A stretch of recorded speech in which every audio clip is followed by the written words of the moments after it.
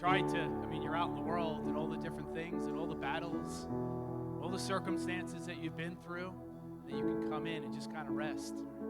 Isn't it amazing that the Bible tells us that the Holy One of Israel, he does not slumber, nor does he sleep, that he's on the night watch, so he stays up late, but he's also an early bird, that he's up in the morning, so that you don't have to carry all of the problems that you have and all those situations that you walked in here with, because I walked in with some stuff. This is the easiest part of my week, to get here right now. Am I kidding? It's the easiest part of the week. Well, worship team, I want to thank you. Great job, as usual. My wife gave me the eyes like, we're standing up here, right? Do we have any kids or teachers? I don't know. I didn't really talk to anybody. But yeah, all right. Yes, children, you're going to make your way out. Head next door. What are we learning about, Michelle? Anything? So, did you know that's what I'm talking about? Seriously? How about I have seeds everywhere up here? You have seeds too? Seriously? We did not have a conversation this morning. Whoa! Now I know the sermon's going to be good. Now I know Kidmo's going to be good. All right. Thank you. You can head on out, kids. All right. You're going to be planting some stuff later. Bring some of those seeds home. Throw them in your house. Get your house a little dirty. Parents will be all right. You'll make it.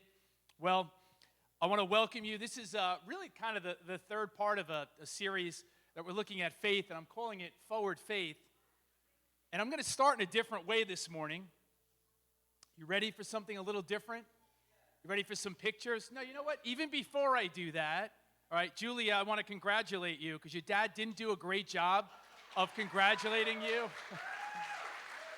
I think it's important, that we highlight, right, the things that are going on even outside of the church.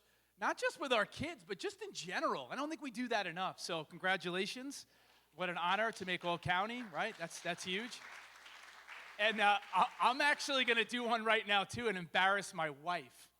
All right? You ready for this? No, this is kind of cool. Now, for those of you that don't know me too well, I'm a high school history teacher and sociology teacher. I've been teaching for almost 25 years. My wife is, she's been teaching a long time, too. There's a bunch of teachers in the room. And this is kind of neat. And I don't know anybody in my teaching career that has this distinguished honor. She was nominated by her school for New York State Teacher of the Year. Okay? Yeah, amazing. I don't know anybody. You teachers, do you know anybody? I don't even know anybody that was nominated. So not only that, it's round one, and the school, she needs like reference letters, people in the community, the principal, everybody has to she has all this work that she has to do. And she's like, this isn't going to go anywhere, honey. Just don't think, I'm like, come on, this is great. This is awesome. She made it to the second round. So, yeah, it's pretty cool. So again, I bring that up because I don't know anybody that has had that distinguished honor. You have? You had the same thing. Would you like to share something too? Would you like to share something too? I don't know. Vanna, come take the mic. I don't know. There's a story that's here. He doesn't know what it is. All right. No, what is it? She got nominated for... Same thing. Yeah, that's awesome. Good. Yes. Good job. Yeah, listen, if you didn't say anything, she wasn't going to say anything, and we'd never know. Kind of cool. Does anybody else have anything? Did you do anything this week that you want to talk about right now? Should I bring the mic over to you? What? Oh, Harvard University, distinguished teacher. That means a student that she had, nominated her because they felt she was amazing, extraordinary in some way, shape, or form. So enjoy that. That's awesome. And again, that's a kid that's going to Harvard. So, yeah. Well done, Tara. Well done. Congrats.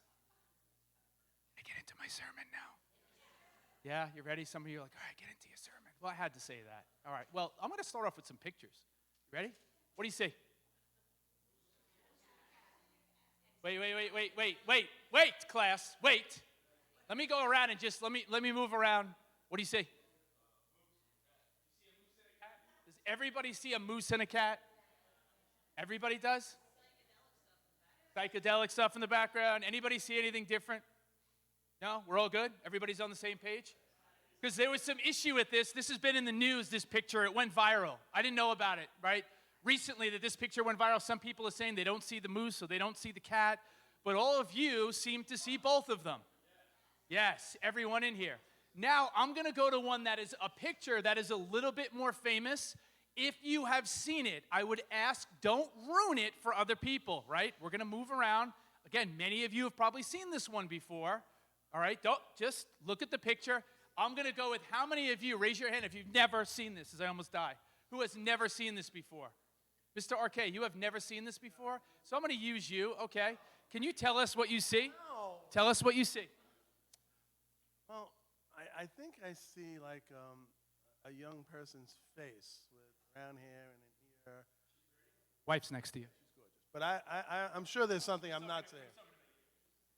Oh, wait a minute. Okay, now I see an old person's face with a mouth. Yeah, I see two faces. Okay. All right. Anybody else in here? Does anybody just see because Steve said he saw a young woman in the picture. Does anybody just see an old woman? You just see an old woman. You do not see a side profile of a younger woman. Yes or no? What do you mean? Yes, you see both. You see both. Who still does not see a young woman and an old woman in this picture? All right, wow, there's a number of you in the room. You only see one of the, isn't it amazing?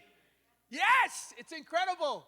This is a picture, so depending, and listen, this is not depending on, in essence, where you're actually sitting in the room.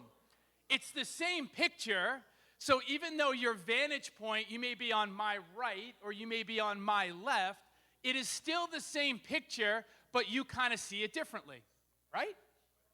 So, I was thinking a lot about this in life. I feel like a lot of times, and are you ready? Let me just I'm going to give you my sermon title right now. You ready? Here's my sermon title. What you see is not all you get. This is a good sermon title. All right, this is going to be good. This is a good one. What you see is not all you get. Because we have the phrase, what you see is what you get in society. And I feel like, not to get too deep, philosophical, sociological, but let's talk about the fact that I feel like we like to make snapshot decisions over situations and circumstances and groups of people that we just categorize very quickly. We look at something and we say it's black, it's white, it's this, and it's that.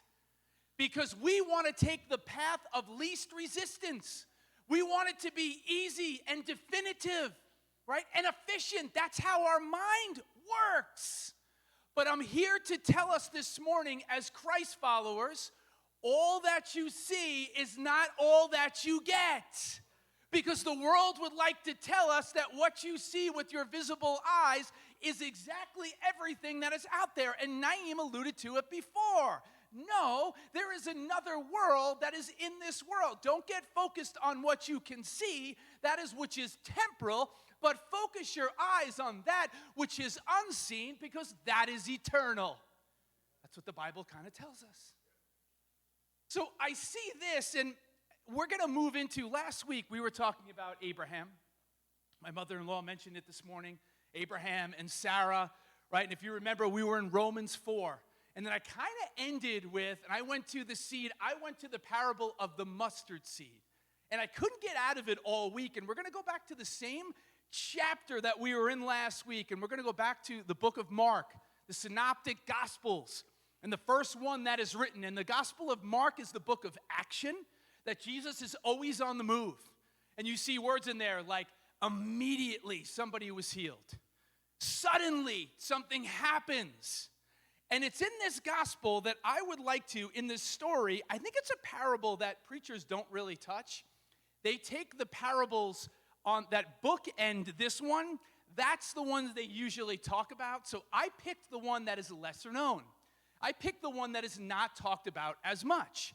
And here it is, right? In the Gospel of Mark, in chapter 4, verses 26 through 29. Let's read this. It says, he also said, talking about, this is Jesus speaking, this is what the kingdom of God is like. A man scatters seed on the ground. Night and day, whether he sleeps or gets up, the seed sprouts and grows, though he does not know why. All by itself, the soil produces grain. First the stalk, then the head, then the full kernel in the head. As soon as the grain is ripe, he puts the sickle to it because the harvest has come. Now, what are the other two parables in here? One of them is the parable of the mustard seed. And what do we know about the mustard seed, right? It's the smallest of all the seeds, but the tree and the branches that you get from that are the largest. So that is one parable that Jesus is telling that is in this chapter. Bookending this with this one too that many of you know that I had no idea that Michelle is going to be talking to the kids about this morning. Right? How amazing. No idea, but it kind of happened that way, right? Because God wanted it to. Listen, a farmer went out to sow his seed, and as he was scattering the seed, there it is again. You see the same wording that you saw in the parable that we're going to be looking at. The farmer is scattering the seed. I am a farmer today. I am excited about that. No, I am not a farmer. I'm not the son of a farmer. I don't know anything about farming, horticulture. I know none of that. I like vegetables. That's about as close as, it gets, right? Some of you, right? Do we have any farmers in the house, by the way? Yes, we do. We have one in the house, right? And Mrs. Canis lifts up Mr. Canis's hand. Anybody else in the house? We have any other farmers? No, right? You're a farmer? Really? If I come back there, really? All right. Okay, anybody else? Jeff, you're a farmer too? Are we talking like a vegetable garden? Does that mean you're a farmer? Yeah, pretty much. Is that what you're talking to? All right, so we got a bunch of farmers in the house. I did not really stipulate the definition of what a farmer is. So maybe that's on me, right? This is a very famous parable, though, that Jesus uses, right? And I'm not going to read the rest of it, but you know the story, that there's seed that is scattered, and there's some seed that lands on rocky soil. There's other seed that lands, there's thorns. And then there's some seed that's going to be 1 out of 4. So 25% of the seed that is scattered lands in good soil. And you see at the end of it when it says it multiplies and you get 30, 60, and some 100 times. Jesus is talking about something that's important here. This is This is a farm-to-table sermon. This is your first sermon that I have ever preached in over 20 years that is fully organic. This sermon is fully organic. We're going from the farm here with Jesus in looking at farming and certain principles because Jesus wants them to understand. He's talking to his disciples. And his disciples here, when he's giving these pictures, the disciples think that the messianic rule that Jesus is going to usher in is going to be a militaristic rule.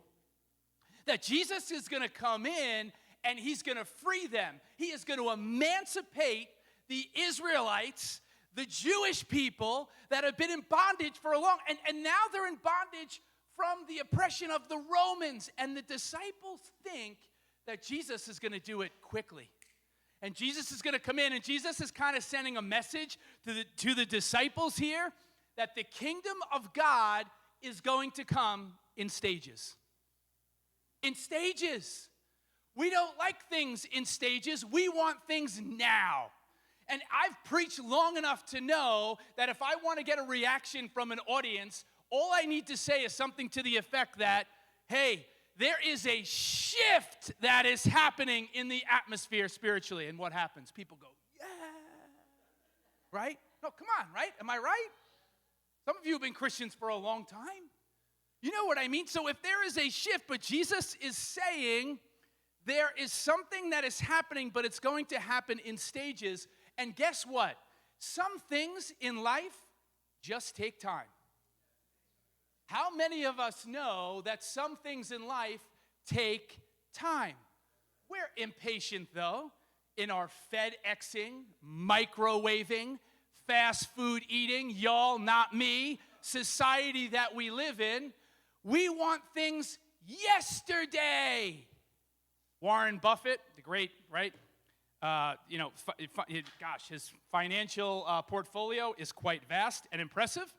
He said this about people that want to get rich quick or build a business quick. He said, no matter how much talent or effort one possesses, some things just take time. I know you want Jesus to be your Burger King. Good, right? You do. We do. Isn't that? Come on, it's the truth. We want it our way, right? We do.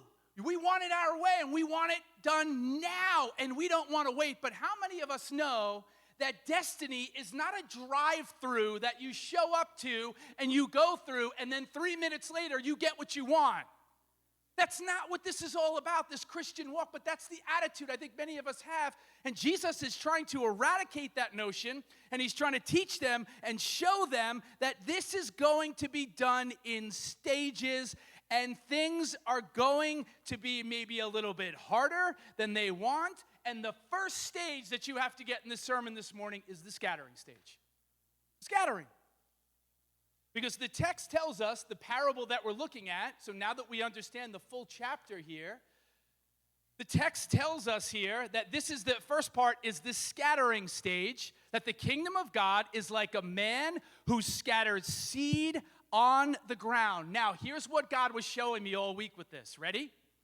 There is the first part of the parable that's easy, I think, to miss. You have to, plow the ground. You scatter the seed, that's the easy part, but the seed is not going to take in the soil unless the ground is already plowed. So that's part one. Ready? Stay with me. I'm going deep on this. Then on part 3, at the end of the process, what does he say here? And then first the stalk, then the head, then the full kernel, and then when the grain is ripe, you take a sickle to it. So this would be the harvest time. So on the one side, right, what do you have? The scattering and plowing of the ground. Then the other side, you have the harvest. But what about what happens right here in the middle? All right, I need to show you something. Okay? Give me a second. Out. All right, here we go. Shovel. Shovel. And it's actually clean because I just bought it from Home Depot, right? Okay, now, this is the first part of the illustration that we need to see. In order for the seed, again, to take, there has to be some hard work that goes into preparing the ground for what is going to happen with the seed. Are you with me? Yes. So let's leave this here. Home Depot, unfortunately, did not have one of these, so I just have to show you a picture of a sickle. This is the third part again. This is harvest time when this is a joyous occasion that all of the hard work and everything that you put into it, and the watering and the sun and everything that's done, the crop is ready. Are you with me? Yes. All right, here is the problem. We live in a world that wants to harvest before you plow. That's the world. And I'm not done with this because there's another week in this that is because there's just too much to do in 1 week. We want to harvest before we plow. And if you didn't get that, let me explain it and use like maybe an example from our culture today that you'll understand. We want to buy things before we can afford them. Don't get me started. This is the world in which we live in. People, can I be real? Can I be totally real? Can I tell you kids the culture in which you live in? People want to sleep with it before they put a ring on it. If I don't talk the truth here in church, who's going to do it? Who's going to say it? What other person is going to talk about it if I don't say it in a church like this? Come on, y'all. We want the harvest before we want to put the work in, and that's the problem in our culture. Jesus is showing us and telling us, you got to put some hard work in here, and you got to make sure the ground is prepared, and you have to dig for it and get the ground set for what is going to happen one day. And there's going to be a window of time in here that we don't like, that you need to be patient, and you need to keep trusting in God that the process and the seed is on schedule. The seed is on schedule. How hard is it in life sometimes in trusting that God's plan for our life and the situations that we're in? Because a lot of times our schedule doesn't really line up with His schedule. Anybody know what I'm talking about? You're all looking at me with like blank faces, like I'm a little crazy. And it's quiet in here, so that means maybe you're getting this. You know what I also liked about this? The interesting thing about the farmer is, Mr. Canis, you know what's interesting to me about the farmer? Let me show you. You're the only one. Just pretend it's you and me, okay? So I see the farmer in here, right? Where am I? Right here. It said, the farmer, this is what kingdom of God is like, night and day, whether he sleeps or gets up, all day, blah, blah, blah, blah, blah, and he doesn't know. The farmer doesn't know how it happens. The text is telling us it just kind of happens. I don't know. I go to sleep, and it's whatever. I wake up, whatever. It just, he doesn't know. When he's looking at the process here, he doesn't know.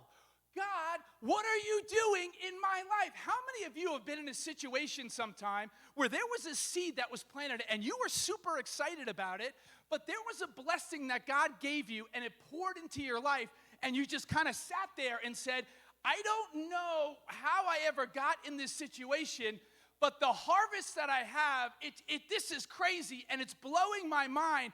I have no business being with the woman that I'm with. I have no business being with the man that I'm with. I don't know how I got the job that I have. I have no idea how I got the house that I'm in right now. I have no idea, but God has poured out a blessing in my life, and it's overflowing. How many of you have been in a situation like that?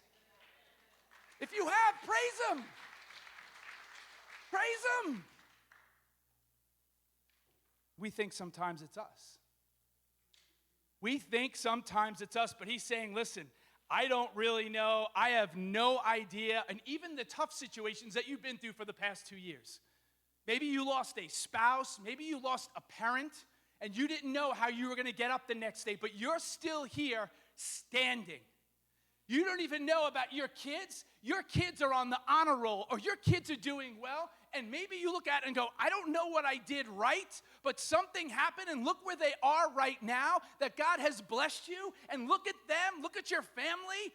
We need to sit back sometimes and count the blessings that God has given us in our life. How many of us are grateful for what He has done? I am.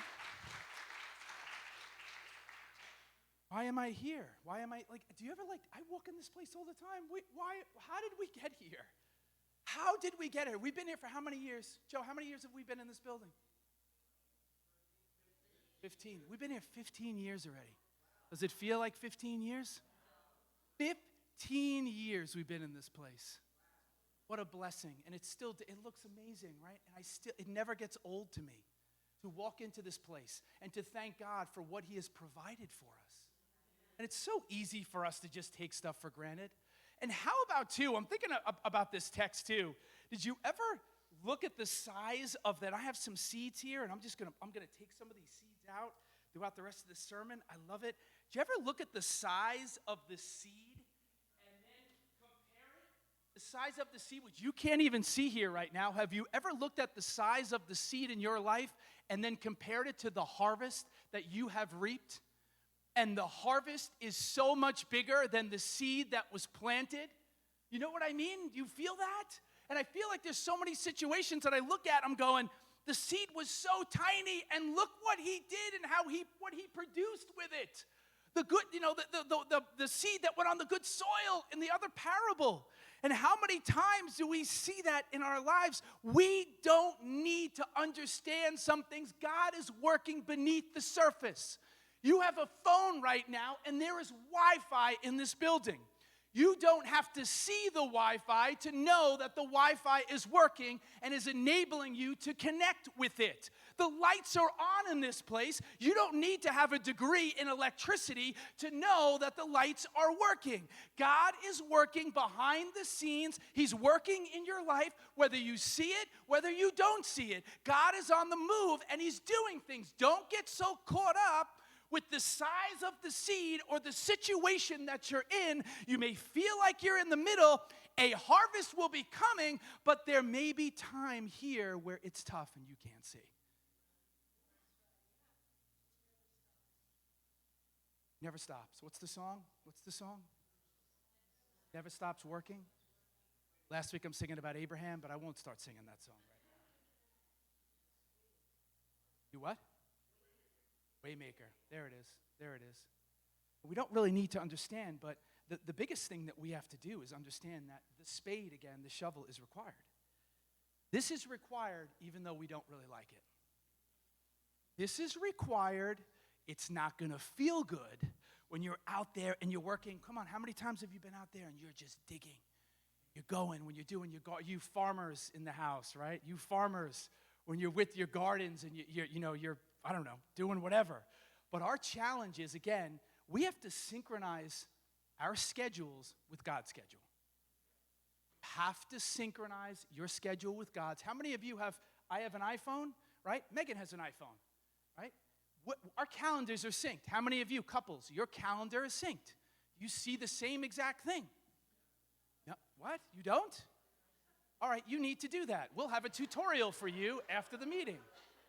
Serious. How much easier? Really? I didn't, hey, and truth be told, I didn't set mine up. Megan set mine up. Ours up. All right? So I can't take the credit for that.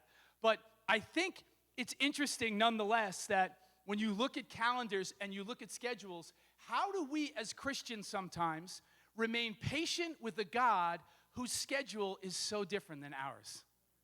How do we as Christians remain patient when God's schedule is different than ours? Because I know we want our own schedule.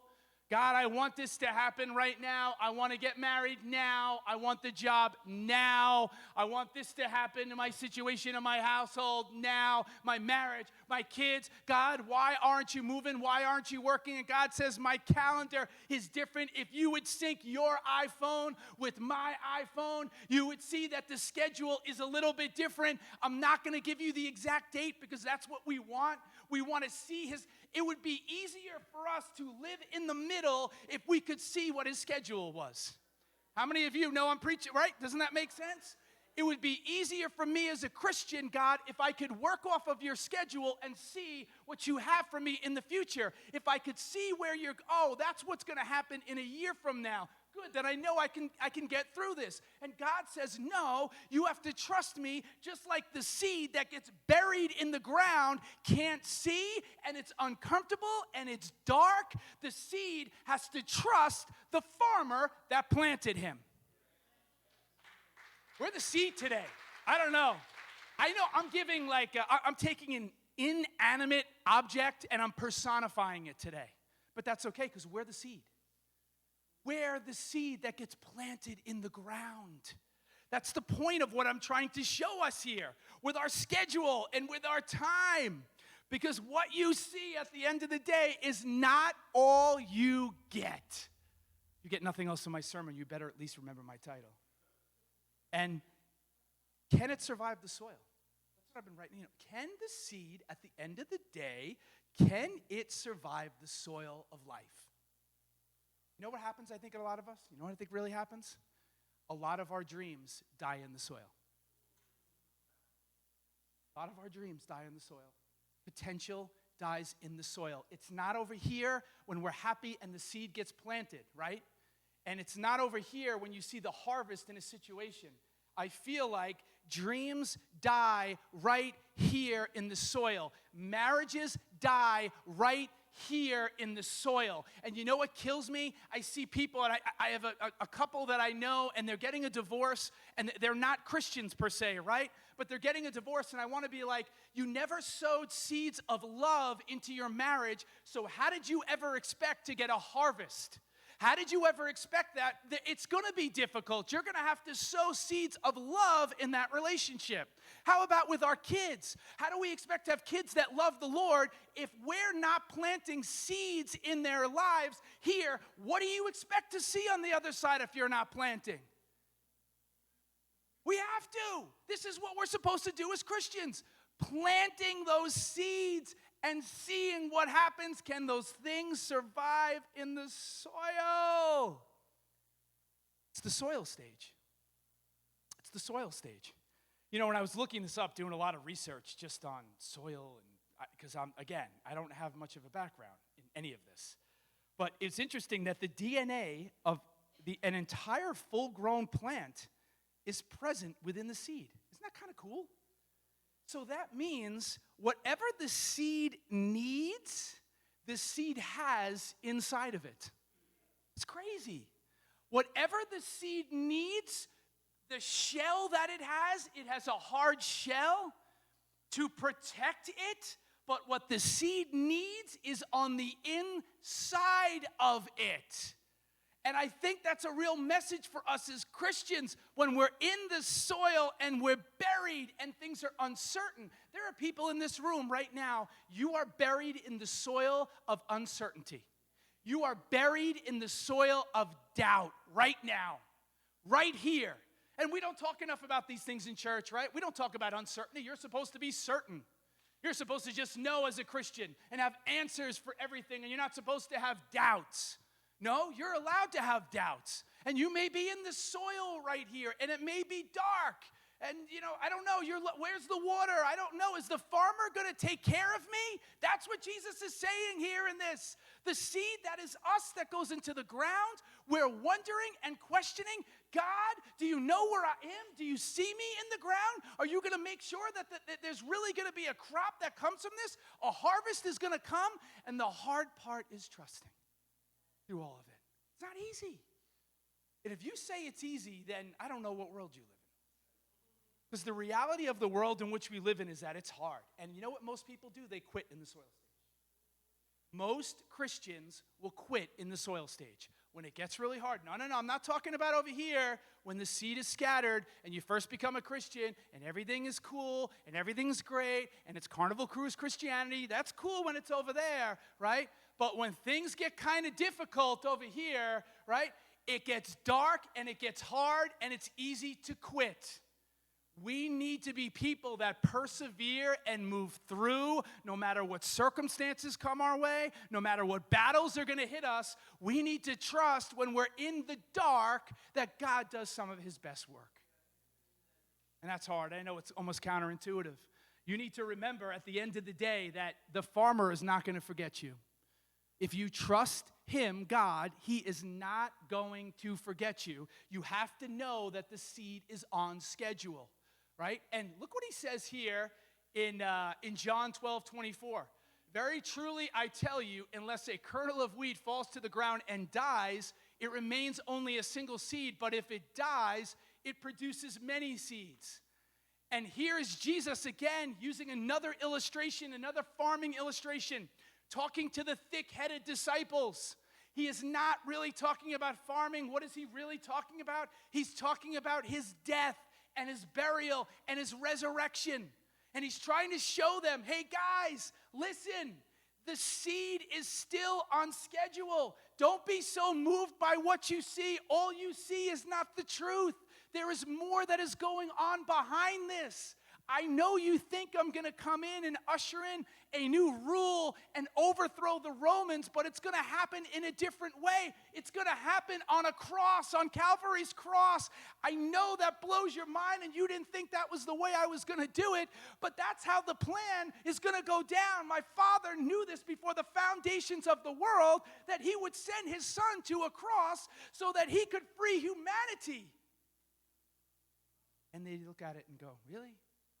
What do you think the disciples, what do you think Peter's thinking when he hears this? Lest a kernel of wheat. He's not talking about okra and barley and wheat. He's talking about where he's going.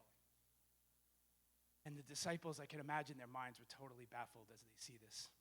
And you think about all the stories. In my head, I'm going through stories in the Bible about Moses, right, in the Old Testament, right? Jochebed, I don't know if you know that name, that's his mom in the Old Testament. And what does she do? She takes him and she puts him in a basket. And she sends him down the Nile River, right? Because the firstborn son is going to be killed. The Pharaoh has put out this edict. And here is a mom that sends down her son, and it looks like it's unsafe, but she takes her prized possession, her child, and puts it in a basket and sends it down. Do you understand that even when you look at our kids and the situations that God is going to protect us, and God has us covered, just like Moses was covered in that basket? He knew where he was, and he was taking care of him. Your kids and those situations, your kids are covered. When the seed is scattered, guess what?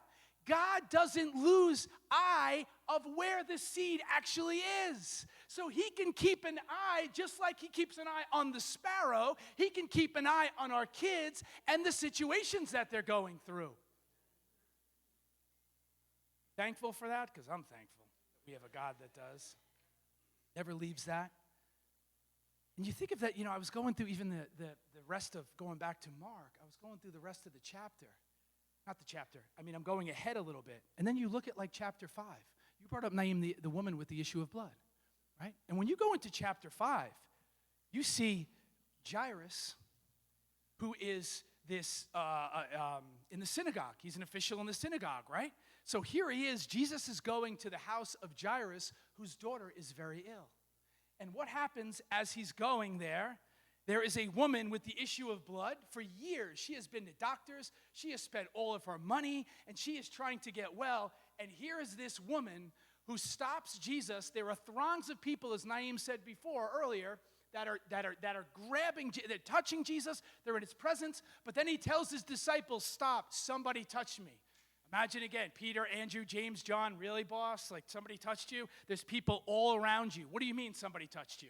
There are a lot of people. No, somebody had faith and they touched me. Jairus is here. His daughter is sick. There's family that's over there.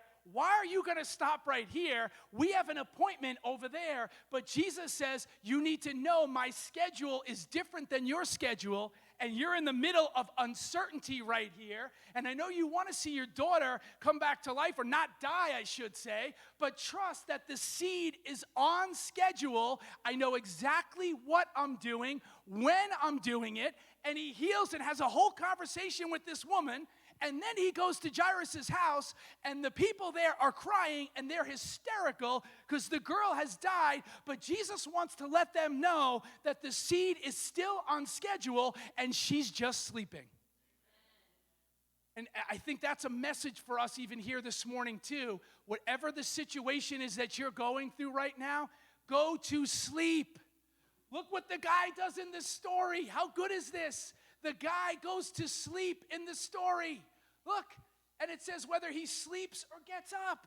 You know what some good advice is for you if you're going through a situation today that you can grab from this parable? Jesus is telling us, go to sleep, that he's got it under control.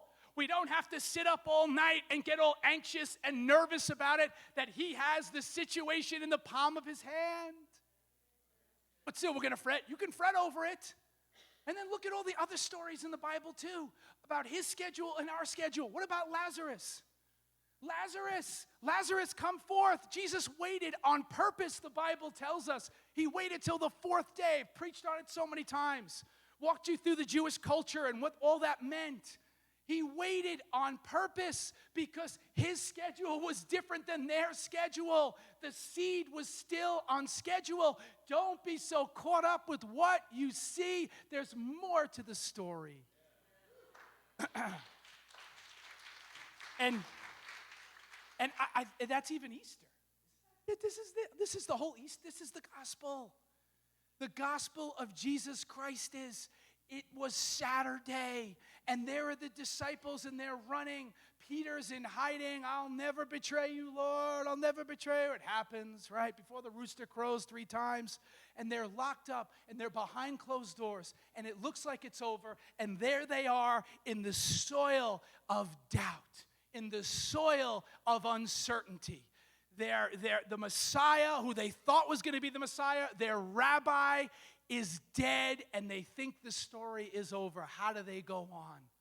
And the good news of the gospel of Jesus Christ is that Jesus comes up out of the tomb 3 days later. The seed was always on schedule. It was never off schedule. God knew exactly what he was doing, but it didn't look that way because our schedule, again, doesn't always line up with his. Why do we always have to have all that? Why does it always have to be our way? Really? Why does it always have to be our way? I don't know about you, but these are the kinds of things I fight. If I would be totally real with you, yeah, these are the things that I get frustrated. Does anybody get irritable? You know what I want to do? I want to rip up things out of the soil. I don't want to wait for the harvest. I don't want to wait. And that's the problem. That's the problem with many of us because we want it now. I don't want to wait. I just want to get it now. No. And so many people have been taken off course in their Christian walk because they just couldn't wait. Because they wanted things on their own schedule. My schedule. You have to go through it, and you have to go through the challenges, and it's not going to be easy. But remember, what you see is not always what you get. What you see is not always what you get. Can I tell you where I want to almost take this? And I don't even know if any of this got home. But listen, what I want to do from this is, I feel like so much in our culture, I told you that we care more about the harvest, right? And we hear the word harvest and we go, there's a harvest that's coming, woo! We forget the hard work that goes into harvest time. Did you hear what I just said?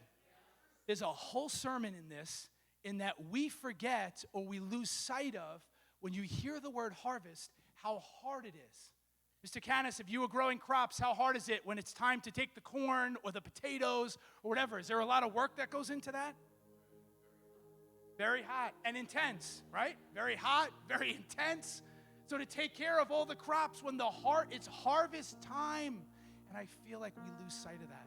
There's hard work in the beginning. It's hard to wait here. There's so much that's here in harvest season that I think we just kind of miss.